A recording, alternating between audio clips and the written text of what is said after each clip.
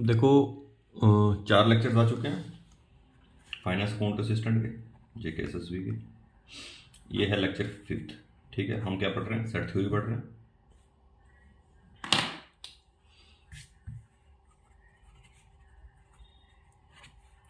पिछले लेक्चर देख के आना, ज़्यादा समझ आएगी तुम्हें।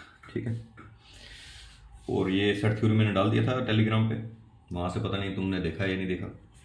अब देखो, सेट थ्योरी में आज हम करने वाले हैं Cartesian product of sets. Cartesian product of sets, जिससे क्वेश्चन आया तुम्हारा। अब पहला मैं बोलूँगा जहाँ से क्वेश्चंस आए हैं, 2 क्वेश्चन आए थे ना, मैं पिछले बारी भी बताया था तुम्हें। ठीक है, तो ये जो क्वेश्चन आया हुआ है सेट थ्योरी का 89th वाला, तो ये मल्टीप्लाई है a minus B, A intersection B. ये मैंने पिछले लेक्चर में पढ़ा दिया था। आज हम पढ़ेंगे कार्टेशियन प्रोडक्ट ऑफ सेट्स के बारे में, ये क्या चीज़ है। ठीक है, अब देखो,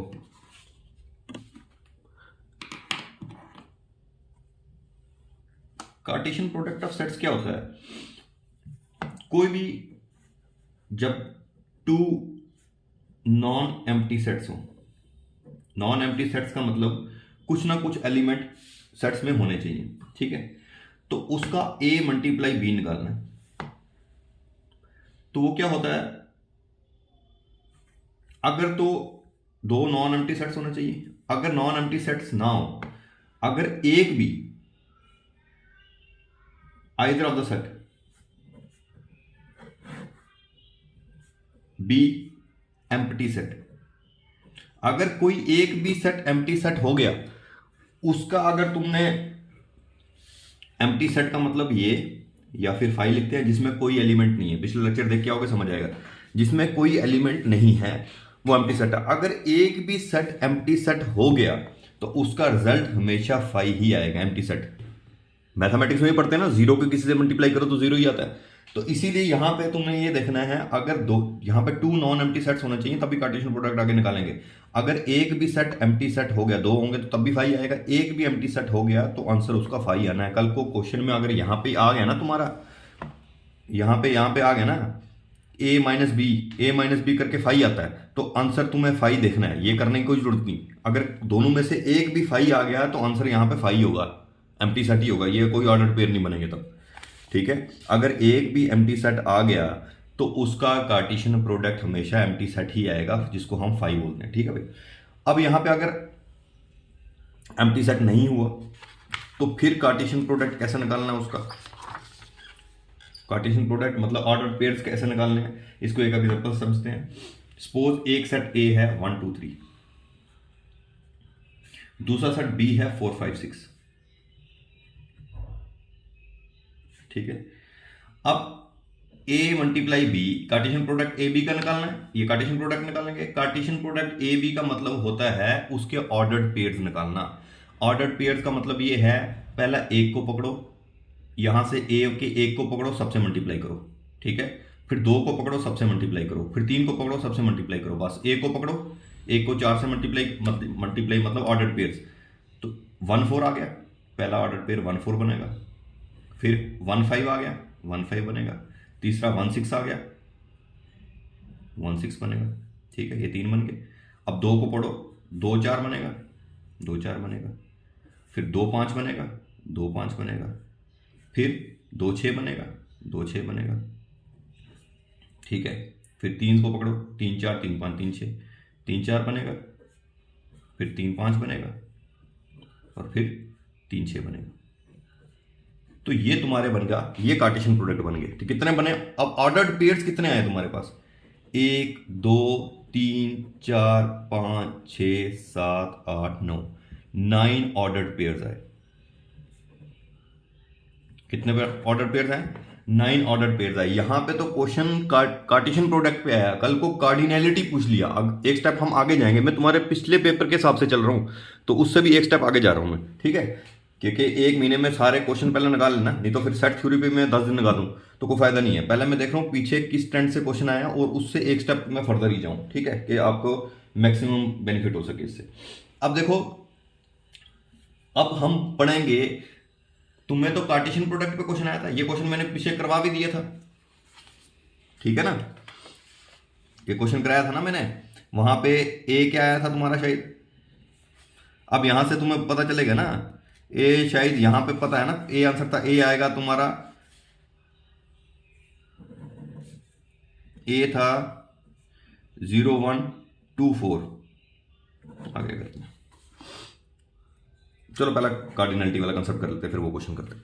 अब देखो कंसेप्ट है cardinality, cardinality of Cartesian product. Cardinality of Cartesian product अगर निकालने के लिए पूछ लिया, बताओ ए बी की कार्डिनलिटी कितनी है। अगर तुम्हें ए दे दिया सेट, बी सेट दे दिया, कार्डिनलिटी पूछा गया, कार्डिनलिटी से पहला तुम्हें कार्टेशियन प्रोडक्ट निकालना ही पड़ेगा, तभी कार्डिनलिटी निकलेगा। कार्डिनलिटी का मतलब ये होता है कितने ऑर्डर्ड पेयर्स बने, और यहाँ पे ऑर्डर्ड पेयर्स कितने बने, 1 2 3 4 5 6 7 8 9, ये तभी पता चलेगा जब उसका कार्टेशियन प्रोडक्ट निकालोगे। तो अगर पूछ लिया ए मल्टीप्लाई बी, मतलब ए बी का कार्टेशियन प्रोडक्ट की कार्डिनलिटी पूछ ली, तो कार्डिनलिटी क्या आएगा, 9, आंसर आएगा इसका 9, क्योंकि 9 ऑर्डर पेयर बनते हैं। पर अगर कार्डिनलिटी तुम्हारे को सेट की पूछ ली, मैं पूछूं कार्डिनलिटी ऑफ सेट ए की कार्डिनलिटी क्या है, एन ए बोलेंगे, कार्डिनलिटी ऑफ सेट ए क्या होगा, तब उस केस में कार्डिनलिटी सेट ए क्या था, 1 2 3, उसमें कार्डिनलिटी का मतलब आएगा कितने उसमें एलिमेंट्स हैं, तो एलिमेंट्स कितने 1 2 3, तो कार्डिनलिटी 3 आ जाएगी। अगर मैं पूछूं सेट बी की कार्डिनलिटी बताओ, बी क्या था 4 5 6, तो 4 5 6 में कितने एलिमेंट्स हैं 1 2 3, तो कार्डिनलिटी बी की क्या आ जाएगी 3। अगर मैं बोलता हूं सी की कार्डिनलिटी बताओ, सी में सी सेट में है 1 2 3 4 5 6, तो इसमें कार्डिनलिटी कितनी है, उसमें एलिमेंट्स कितने हैं 1 2 3 4 5 6, तो कार्डिनलिटी सी की कितनी आ जाएगी 6, ठीक है। कार्डिनलिटी जब सेट की पूछी जाए तो उस सेट में कितने एलिमेंट्स हैं वो उसकी कार्डिनलिटी होती है। जब कार्डिनलिटी तुम्हारे को कार्टेशियन प्रोडक्ट में पूछी जाए तो वहां पे जितने ऑर्डर्ड पेयर्स बनते हैं वो उसकी कार्डिनलिटी होती है, ठीक है। तो cardinality of Cartesian product of set A and B क्या होगा, will be the total number of ordered pairs in the A multiply B, वो उसका होगा तुम्हारा कार्डिनलिटी ऑफ कार्टेशियन प्रोडक्ट, उसमें वो आएगा तुम्हारा, ठीक है। अब यहां पे कार्डिनलिटी का कंसेप्ट हमने कर लिया। अब यहां पे देखते हैं तुम्हारे चैप्टर जो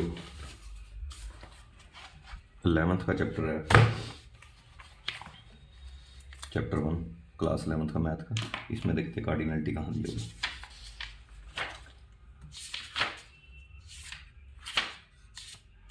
मैं इसलिए थोड़ा सोच रहा हूँ कि भाई पहले सारा सिलेबस करवा दूँ जल्दी 30-35 दिन में, जितना वो मैथ और इकोनॉमी का, तो उसके बाद अगर टाइम बचे तो और इसको थोड़ा आगे डिटेल में और ले लूँ, क्योंकि जिस हिसाब के क्वेश्चन आया तो वहाँ से तो यही एक ऑपरेशन पे आया, तो बाकी ये कार्डिनलिटी पे आया हुआ है।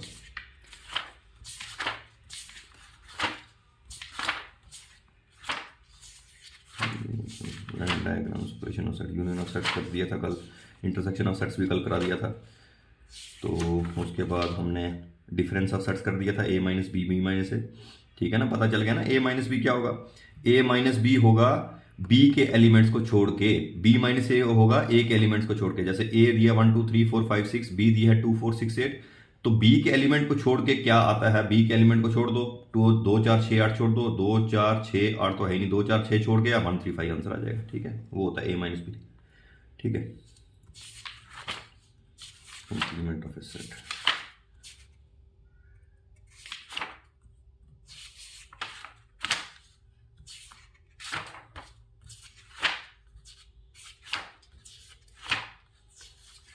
इधर नहीं है ये कंसेप्ट कार्डिनलिटी वाला, ठीक है।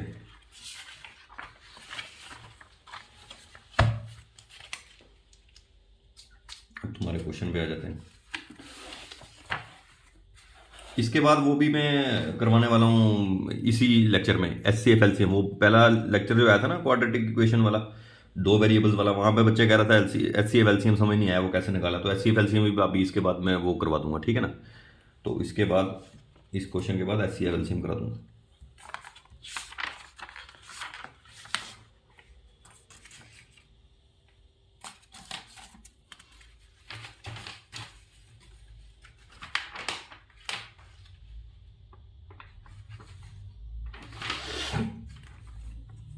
देखो भाई क्या क्वेश्चन था तुम्हारा, ये था सेट 89 क्वेश्चन था।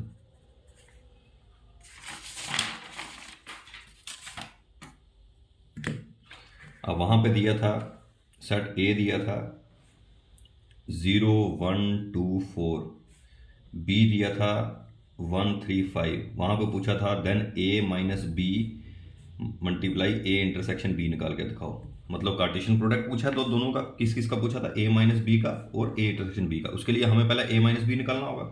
तो ए माइनस बी क्या आ जाएगा, ए माइनस बी, जब भी माइनस बी आएगा, पिछला लेक्चर देखो, ए माइनस बी ये होता है कि बी के एलिमेंट्स को छोड़ के, बी के एलिमेंट्स क्या है 1 3 5, तो 1 को छोड़ो 3 5 तो है नहीं, तो ए माइनस बी क्या आ जाएगा 0 2 4 आ जाएगा। ठीक है, उसके बाद ए इंटरसेक्शन बी निकालो। ए इंटरसेक्शन बी क्या होता है कि जो दोनों में कॉमन हो एलिमेंट्स वो। अब इनमें कॉमन क्या है, ए कॉमन आ गया तुम्हारा, 1 कॉमन आ गया, और 0 तो है नहीं इधर, 2 भी नहीं है, 0 है नहीं है, 1 है 1 ले लिया, 2 है नहीं है, 4 है नहीं है, तो ए इंटरसेक्शन बी सिर्फ एक आ जाएगा।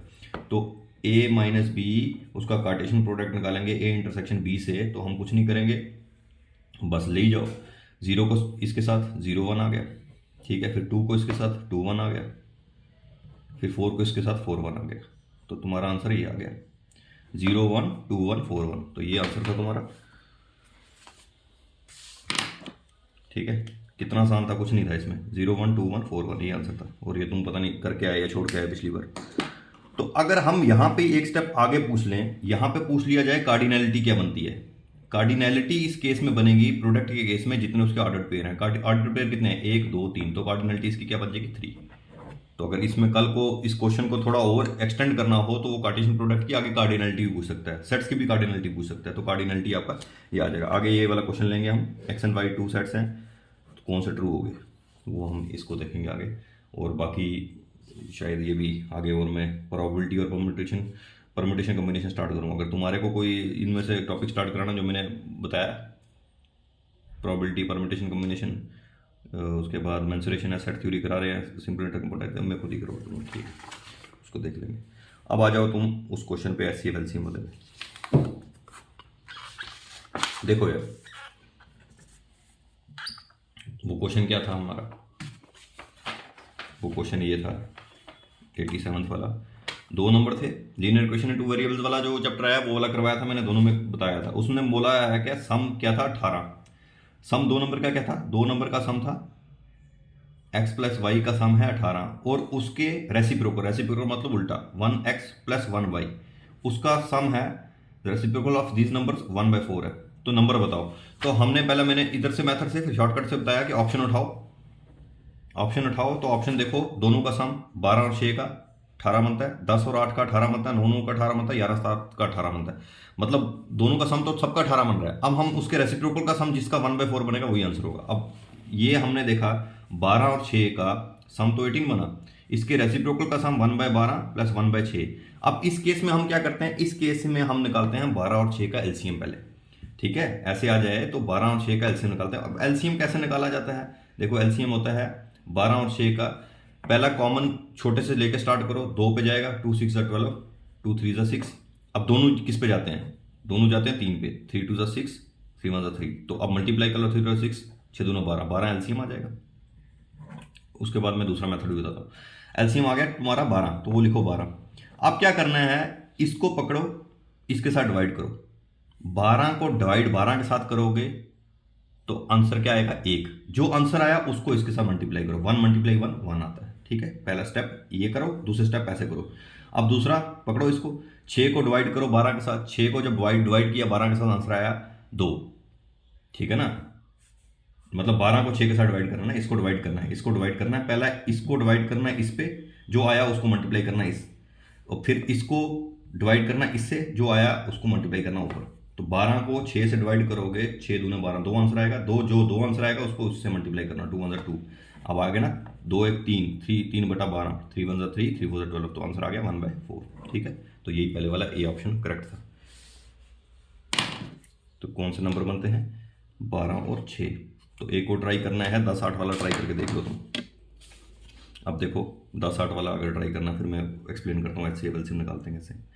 10 8 वाला ट्राई करना है, देखो दोनों किस पे जाते हैं, 2 पे जाए, 2 5 10, 2 4 8। आगे जब जाते नहीं है किसी पे, तो फिर दोनों को मल्टीप्लाई कर दो, फिर मल्टीप्लाई करना होता है लास्ट में सबको। 5 × 20, 20 दूने 40, तो 40 एलसीएम आ गया दोनों का, ठीक है ना। 1/10 था प्लस 1/8 था, दोनों का एलसीएम आ गया 40। फिर इसको डिवाइड करो इससे, ठीक है। 40 डिवाइडेड बाय 10 कितना आता है? 4। फिर 4 जो आया 4 उसको इससे मल्टीप्लाई करो, 4 × 1 4। फिर 8 को डिवाइड करो 40 से, क्या आया? 5। 8 5 40। फिर जो आया उसको ऊपर वाले से मल्टीप्लाई करो, 5 1 5, तो 5 4 9, 9/40 आंसर आ गया, ठीक है भाई। ऐसे निकालते हैं एलसीएम 9/40, 9/40 तो बनता ही नहीं है, 1/4 तो ये नहीं होगा आंसर, वो होगा। अब दूसरे मेथड में बताता हूँ कैसे है, यही जो निकाले दो हमने।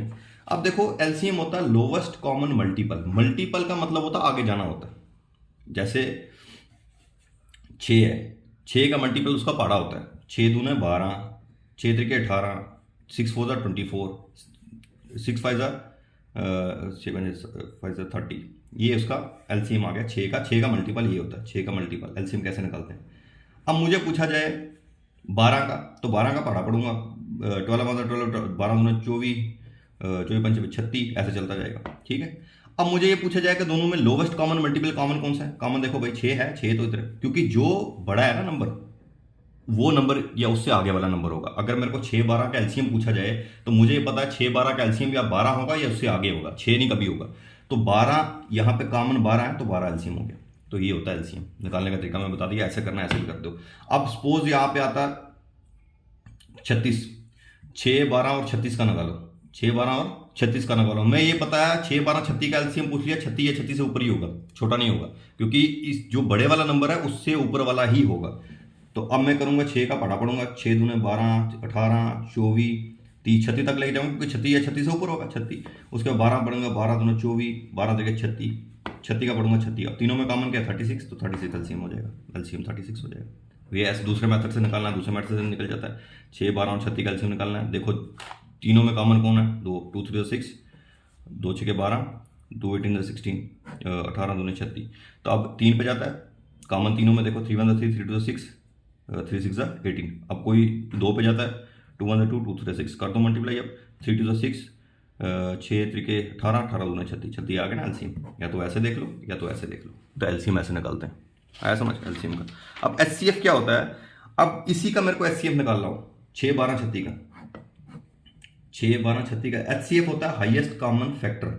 अब ये एक ये कौन सा वो स्टॉक असिस्टेंट का पेपर है ना, उसमें मैं अलग से एचसीएफ एलसीएम लेके आऊंगा, ठीक है, वो पढ़ना होगा, वहां से भी देख लेना तुम। तो इसलिए जितने लेक्चर आ रहे हैं सारे देखो, कुछ ना कुछ तुम्हें मिल ही जाएगा तुम्हारे सिलेबस के अकॉर्डिंग। अब एचसीएफ वो होता है जो तीनों में कॉमन हो, वही लेने हैं। अब यहाँ पे मैं करूंगा ना, 6 का 6, 6 दूने 12, 6 3 36, आगे तीनों में कॉमन कोई नहीं है, तो 6 ही एचसीएफ होगा। एचसीएफ होगा जो तीनों में कॉमन हो, ठीक है, वो एचसीएफ उसका निकल जाना है। जो तीनों में कॉमन होगा वो एचसीएफ हो गया, एलसीएम निकालना मैंने बता दिया। अब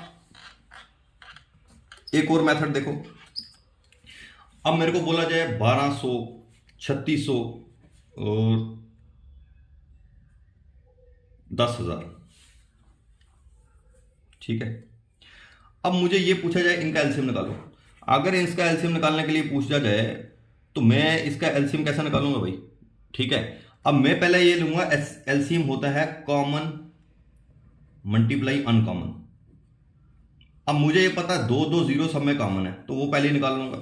तो 2 0 सब में कॉमन है, तो 100 को तो कॉमन ही है, 100 निकाल लो बार। अब बचा क्या? 12 और 36 और 100 का एलसीएम निकालना। अब ये इजी हो गया ना, ठीक है। जो कॉमन तीनों में दिखता है वो पहले ही निकाल दो, उसके बाद एलसीएम निकालो, बाद में इसके साथ मल्टीप्लाई कर लो, कॉमन मल्टीप्लाई अनकॉमन, तो तुम्हारा आराम से आ जाएगा। अब इसको निकालोगे, 2 6 2 18 36, 2 50 आ गया, 2 3 6, 2 9 18, 2 25 आ गया, 3 1 3 3 9, 25 5 6 7, बस। अब इनको मल्टीप्लाई कर दो, इनको 2 2 4, 2 4 4 12 12 3 12 12 36, 36 इंटू 25, 5 30, 5 3 15 16 18, 6 2 12, 3 6 7, 0 8 2 10, 7 8 9, ठीक है, 900, ये तो 100 ये। तो ऐसे इसका, वैसे तो ये हाइपोथेटिकल क्वेश्चन था, ऐसा ये मतलब अगर तुम्हें ऐसा आ भी जाए, जैसे ये आ गया, तुम्हें 50 100 150 इसका एलसीएम निकालो, तो तुम्हें पता 0 तो कॉमन ही है सब में, तो 0 पहले निकाल लो, 10 तो पहले बार निकाल दो, बचा गया 5 10 और 15 बचा। अब 5 10 15 का एलसीएम निकाल लो, 5 1 5, 5 to the 10, 5 to the 15, तो पहला 3 to the 6, 5 to the 10, 10 3 तो 3 मल्टीप्लाई 10, 300 एलसीएम आ जाएगा। तो ज़रूरी नहीं है कि कन्वेंशनल मेथड से चलो, कॉमन पहला बार निकाल दोगे तो वो इजी मेथड हो जाएगा तुम्हारा। अब ये भी तुम्हारे को पता है ना कि जिसके, तुम्हें कुछ शॉर्टकट्स भी बताता रहूँगा मैथ के, जिसके पीछे 5 हो, 25 मल्टीप्लाई 25 हो, 35 मल्टीप्लाई 35 हो, या 65 मल्टीप्लाई 65 हो, या 75 मल्टीप्लाई 75 हो, ठीक है, इनका स्क्योर हो, 25 का स्क्योर, 35 का स्क्योर, 65 का स्क्योर, 75 का स्क्योर, मतलब पीछे अगर उसके 5 हो, उसका स्क्योर पूछा तो कुछ नहीं करना, 25 निकाल दो, 5 5 25 लिख दो, 5 5 25 पीछे सबके लिख दो, ठीक है। उसके बाद क्या करो, 2 है नंबर, उसके अगले नंबर से मल्टीप्लाई कर दो, 3 to the 6, 625 आंसर हो जाएगा। 3 नंबर है, 3 से अगले नंबर से मल्टीप्लाई, 4 to the 12, उससे मल्टीप्लाई कर दो।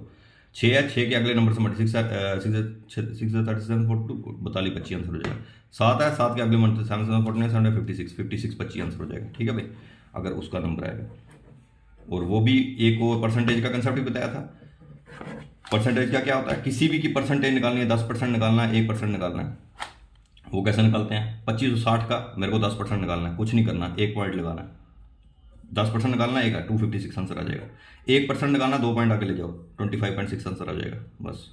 अगर 35,653 का 10% निकालना है मेरे को, कुछ नहीं करना, 1 पॉइंट निकाल दो तो आंसर हो जाएगा 3565.3। अगर इसी का 1% मेरे को पूछा जाए, मैं 2 पॉइंट आगे लगा दूंगा, 35,653 के 2 पॉइंट आगे चले जाओ, 1 या 2, 356.53 आंसर हो जाएगा। तो ऐसे भी शॉर्टकट वगैरह बताता रहूँगा साथ साथ तुम्हारे को, ठीक है ना। अब यहाँ पे तुम्हारे 2 हो गए कंसेप्ट, एक ये वो सेट थ्योरी वाला, और दूसरा तुम्हारा ये एलसीएम वेल्सिंग वाला, ये बता दिया मैंने।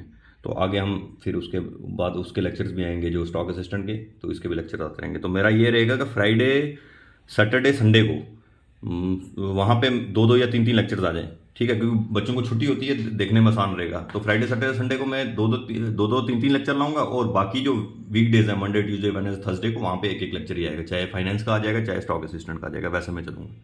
ठीक है सर, ओके।